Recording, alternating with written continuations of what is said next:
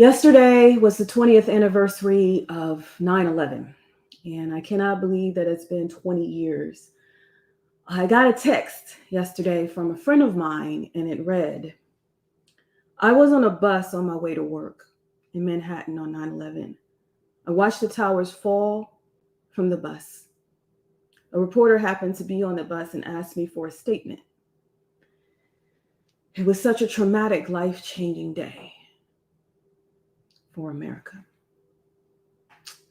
And when I looked at her statement, she said that she was on the Manhattan bus, and it was suddenly being rerouted.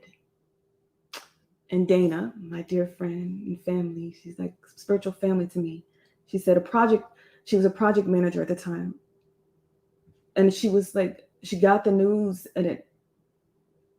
about the disaster, and that people were passing it on to others, and she felt so devastated.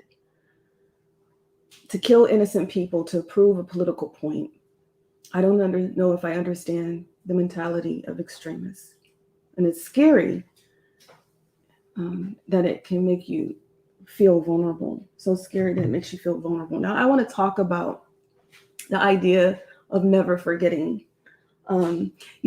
When we hear the term never forget, I just want to make sure that you all know that I know where that comes from. And for those who don't know, it really stems from Holocaust training and from people who were Holocaust survivors. A lot of people say never forget, but it has been adopted for national tragedies in America.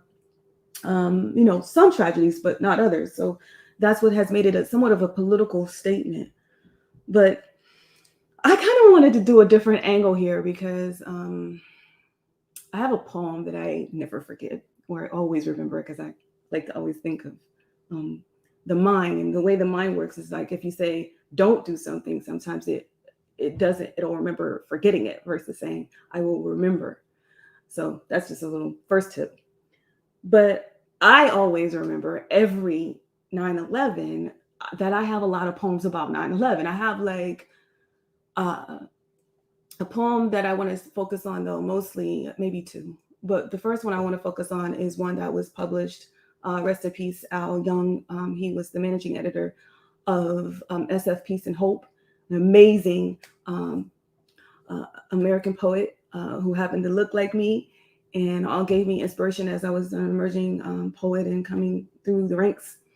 And he published this poem called "Suffering in Silence." Him and that publication, they published that poem of mine, and I was thinking of him, especially this year, because he passed away in April. And I was also thinking yesterday about another poem that I wrote called "Was He Black?" and then one about how I was feeling. Well, Sigmund Freud called he's called one of the founders of psychoanalysis, and he talked about what happens when the brain chooses to forget. It's almost like a defense mechanism, repressed memories. And I think because I'm somewhat of a emerging mindset coach, because I've struggled a lot of my years with my own mental health. And my heart always goes out to people who have been asked to remember things that maybe they want to forget. So I also was researching and found out that Maury Joseph, a clinical psychologist, also says that the brain sometimes registers distressing events into a non-conscious zone. So what is that? Again, it's this idea that your body is designed so miraculously and so perfect that it will do whatever it takes to keep you protected as much as it can. And remembering trauma can sometimes be a positive thing if it just depends on how you're doing it, right? So there are some psychologists and sociologists who say that it's not good to try to reclaim repressed memories. And then there's others who will say that it is okay. But you have to be very mindful of of why you're doing it. So again, the first thing I wanted to say is never forget has become a political statement.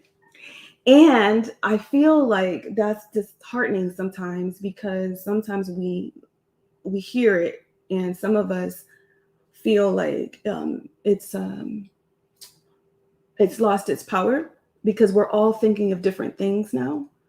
I'd like to believe that we all, when we say never forget or always remember, that we are thinking about morals, and um, we're thinking about our values of wanting to uplift each other, and not about who's more patriotic, right, than someone else. And my second point I wanted to make is that never forget needs to be unanimous with a lesson learned. What is the good of remembering if we are not looking at what lessons need to be learned?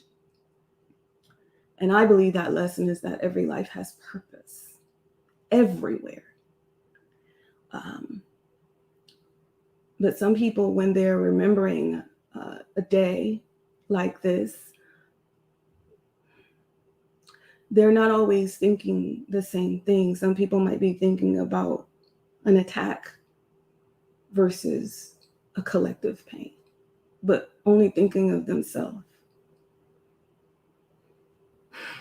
And you can remember things without immersing yourself in pain. Everybody has different tolerance levels. I want people to think about, and how you might say, um, someone is being silent. Why are they being silent? Well, you don't always know why they're being silent. That's just it.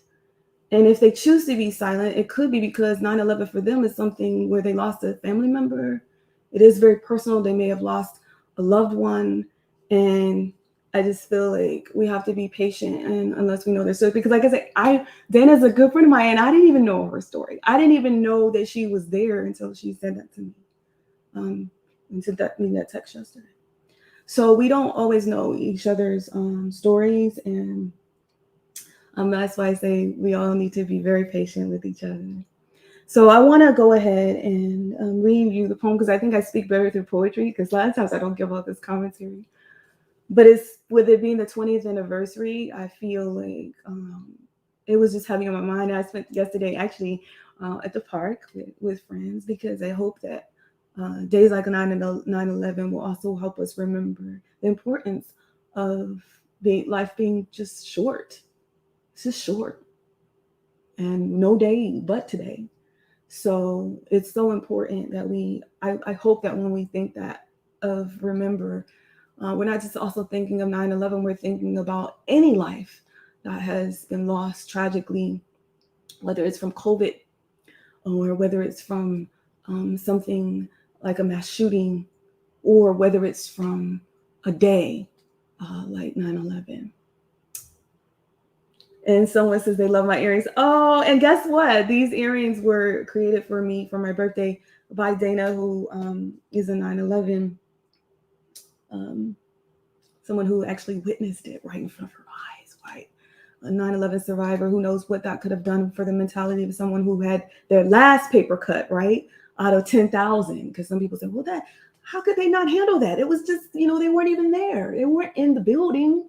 But some people took their lives just by watching certain things. And you never know what people are going through. You don't know their tolerance for pain. You don't know what they've endured. So I just say, let's all be mindful, and just, the lesson is just to always be a good listener and a good listening ear, and just that's kind of what I wanted to say. So I will go ahead and read a couple of poems for you. One is the first, which is what I was thinking. Because when I think of 9/11, before 9/11, I was thinking of the 911 response. So this is it. Help me. 911. 911. Emergency. There's an emergency. I can see it. The towers are falling down, falling down. The towers are falling down, my fair Liberty Lady. If people die, will you hear their cry? Time has passed, still they die. Innocents still die.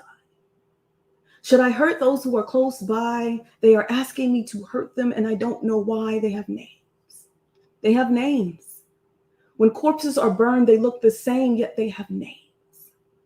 On the land, on the plain, on the line, it's all the same. At home or at sea, tragedy, tragedy may come for me. God lives within. God gives life and takes it away. I guess the innocent weren't meant to stay. I shed tears today. Tears still flow the same as if it were innocent dying in the Darfur, France, Beijing, or the Ukraine. Every life has purpose everywhere. Every life has purpose everywhere. Every life has purpose everywhere. Yet across from me and across the sea, some scream, they shout, as if I don't care. What makes them believe that I don't care? Suffering in silence. For 9/11 families who want to forget. I was silent yesterday. You know, when you've said everything there is to say about a dismal day, kind of silent. When you want terrible memories to simply fade away, kind of silent. I've said it already. In different ways, 1,000 times. Some people still haven't found their missing voice or vanguard. Yet somehow it comforts them to hear about where I was. How heavy the mental lifting really was. How heroic everyday people can be. Some survivors move people.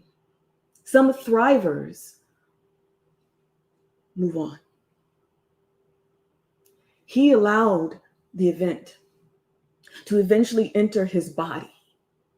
The back pain, the knee pain, the chest pain got old. We don't want to talk about the lack of assurance when the ailment and ache are hidden and people don't know. What is not said lingers longer. Inside, he picks at the scab, opens the wound again, yearly. His wife cries the quiet tears that he can't, so they both turn away.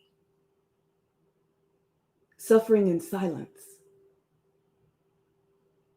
What's the cost of remembrance? What's the cost to forget? Yesterday.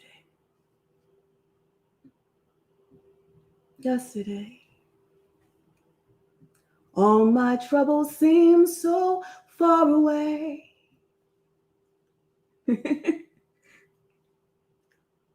I believe in yesterday and today and tomorrow. Thank you for listening. And again, remember, every life has purpose everywhere. Remember, your voice and your story matters.